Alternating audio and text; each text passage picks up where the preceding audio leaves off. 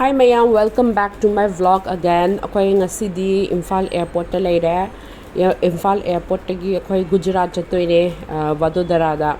Ado ahambada akoy Kolkata bo chathoni. Kolkata dagi amo connecting lawdoine mayam aduna yengminase.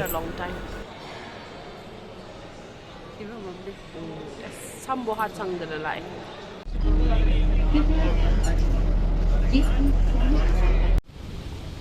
Kolkata airport yaure khoi hazek transit tani amok traveling tawgini Kolkata dagi kariba Ahmedabad dagi amuk tawdeba nungsidreng du guys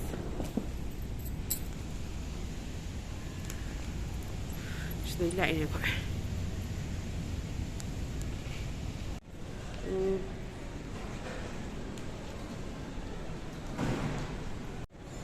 akoy je Kolkata airport yobada ko lunch break ama chagadabne kayino da kaim chadri ba ayuktagi habidi breakfast kitang tawla yam nganna lakpai chaning dabado aduna akoy se kai cha sigen khana bada yumdagi chu pura go yam lakpa habi som mapangi do koina hazik chaning dabagi adubo KFC di chaba yae na koy je KFC fried chicken do adu chage na thire som habidi kadai de lege na moi food launch su le ba koina dom card use to season ga chaba ya adu de koin dang ngari de ba line dam sang le ram ba food launch to sida mathak ta kara le ba ada aina kana ponte mesidi na ngasai gi koina parantha ne fried rice ke pori e ba yum dagi adu ga KFC du ga char ge ne KFC je mini kuntra ki tang ngai ra kan da ai si le adu thiri ngai je suma ta mang do khra ba adu ga na mini ta la ki tang ngai ra ba boarding matam se ado uchina sin phange chare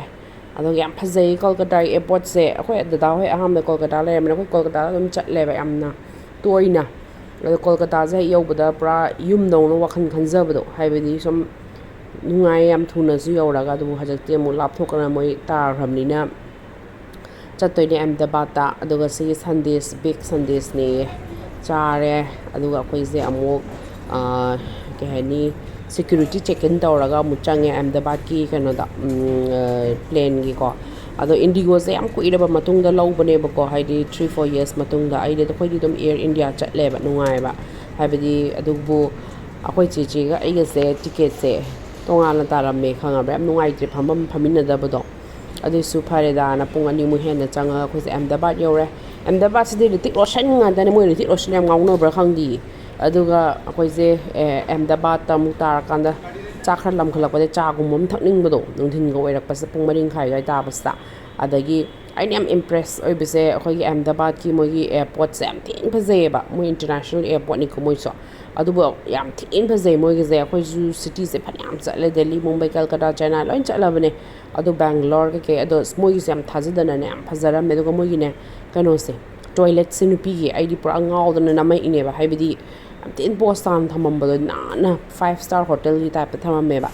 adara ai ne am thin namning mun na ai de impress oi ba haibidi toilet kumba nan bese adana namme adagi mo Starbucks te adagi loin branded ko loi lei thajadana ado Ahmedabad am thin chakhot le ram haisne aduga yam nan bodo haibidi sorok tagi kari dagi am na le ba thajadana adagi every brand su le adu bo khoi South Indian gi dosa ma chara se phare na khoi se dosa ma kaura yam chara gum se duga lambi da mu chara ka dum tha azena admain tawraga khoi se dosa am chara dosa du su dum haul le me yam oily go oide pura bake to budong to we ko ado yam healthy we bi type to ado hawe dum cha thoi e du aduga adu cha loiraga khoi se ke hani kamaina jasige Uber da jasira adagi kahani moi taxi wai hamdre wise randa Uber sai amta yadraba adon sumaina nupa ma thengnare mana paisa du dum honge Ahmedabad tagi Baroda se pung ani makhai pung ani mu change ba ado mana paisa du dum lising ani kahani chani hara ko khoi chama to halle pa cham ta le ado khoi chatle ma buk yam phai nupa du Baroda dagi ni haye juga khoi se the mind tora chatle yong labi se yong kam phajage yam na le city je ko first ahamba ke hai ni la ine hawai di bus toina dangdang da phaugi ba phaugi ba Surat ti chatlaba aduga Ahmedabad ti ꯆꯤꯜꯂꯦ ꯌꯥꯝ commercial ꯇꯥꯎꯟꯅꯦ ꯁꯤꯅ ꯌꯥꯝꯅ ꯑꯩꯈꯣꯏꯒꯤ sales ꯂꯩ ꯑꯗꯨꯔ Ahmedabad express ꯋꯦꯗ ꯂꯥꯛꯑꯦ ꯂꯝꯕꯤꯁꯦ ꯌꯥꯝ ꯊꯤꯅ ꯅꯥꯜꯂꯦ ꯁꯤꯗꯤ ꯑꯗꯨꯒ ꯌꯥꯝꯁꯨ ꯐ꯭ꯔꯤ ꯑꯣꯏꯗ꯭ꯔꯥ ꯃꯍꯥꯠꯃꯥ ꯒꯥꯟꯙꯤ ꯑꯦꯛꯁꯄ꯭ꯔꯦꯁ ꯋꯦ ꯀꯧꯋꯦ ꯁꯤ ꯌꯨꯝꯁꯨ ꯅꯥꯟ ꯁꯥꯟꯅꯩ ꯁ꯭ꯋꯥꯏꯁꯦ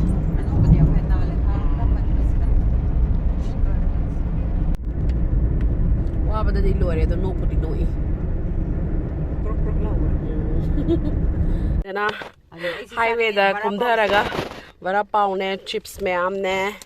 ꯆꯥꯅꯦ ꯍꯥꯎꯕ꯭ꯔꯥ ꯆꯥ ꯌꯥꯝ ꯍꯥꯎꯋꯦ ꯊꯥꯖꯗꯅ ꯑꯩꯁꯨ ꯊꯥꯖꯔꯨꯗ꯭ꯔꯦ ꯆꯥꯁꯦ ꯁꯤꯁꯤꯗ ꯃꯣꯏ 하이웨이ꯒꯤ ꯗꯅ ꯃꯣꯏ ꯌꯣꯟꯐꯝ ꯂꯩꯔꯝꯃꯦ ꯑꯁ ꯉꯥꯛꯇꯪ ꯈꯥꯝꯃ ꯃꯌꯥꯝ ꯂꯣꯏ ꯕꯁꯇꯩ ꯀꯩꯗꯩ ꯂꯣꯏ ꯈꯥꯝꯅꯩꯌꯦ ꯑꯗꯨꯒ ꯆꯥꯏꯅꯤ ꯁꯤꯅ ꯆꯨꯝꯗ꯭ꯔꯣ ꯃꯃꯜꯁꯨ ꯌꯥꯝ ꯍꯣꯡꯕ 10 ꯄꯤꯕ ꯆꯥꯏꯅꯦꯕ ꯑꯗꯩꯗꯤ ꯀꯩꯗꯧꯔꯤ ꯇꯥꯔꯛꯑꯦ ꯃꯃꯤꯠꯇꯤ ꯇꯥꯔꯛꯑꯦ ꯃꯝꯃꯦ ꯃꯣꯏꯁꯨ ꯊꯨꯅ ꯃꯝꯃꯦ ꯄꯨꯡ 6 ꯍꯦꯜꯂꯦ ꯍꯥꯎꯅꯤ ꯁꯤꯁꯦ ꯀꯤꯂꯣꯃꯤꯇꯔ 3 ꯈꯤꯇꯪ ꯉꯥꯏꯁꯤꯜꯂꯛꯑꯦ ꯌꯧꯗꯣꯔꯦ ꯃꯤꯅꯤꯠ 10ꯗ ꯌꯧꯔꯅꯤ ꯃꯤꯅꯤꯠ 10 ꯐꯥꯗꯣꯏꯕ ꯃꯥꯜꯂꯦ ꯌꯦꯡꯒꯦ ꯎꯠꯂꯣ ꯑꯠꯆꯥ ꯑꯉꯥꯡꯕꯁꯤꯗꯅꯤ ꯑꯩꯈꯣꯏ ꯆꯠꯇꯣꯏꯁꯦꯀꯣ खितने ngại पूरे से सिटीज जो है माल है भैया वो वाला लाइट जो आ रहा है वही है ना बड़ौदा वही है ना जो लाइट जो आ रहा है हाँ तो असीन फिर अपने आप जो काठियावाड़ी बोलते हो ना हाँ जी वो यहाँ सीधे जाओगे ना अमित का ब्रिज आता है हाँ जी से लेक नवरात्रि फजना कॉर्नर पर ही है काठियावाड़ी किस्मत का लाइट का तो है फजना वो भी अच्छा है आसपास में वडोदरा दी नवरात्रि से फजन यारी किस्मत है ना कृष्णा कृष्णा अच्छा Krishna Kathiawadi society power grid की लेरे सिदा सिने मोगिदी ऑफिसर तुम संगदोर नय क्या माने ये है ग्रिड निकेतन मोदे हंगजु खंग I love oh my god I'm seeing you after such a long time my love Stay क्या नहीं सी देगो तो ना ममता don't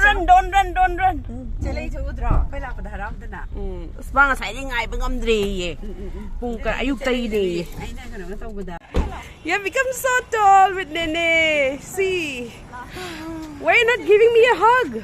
Huggy. Oh, like that. Like the rice crackers which Dodo gave it to you. I told it was a good try.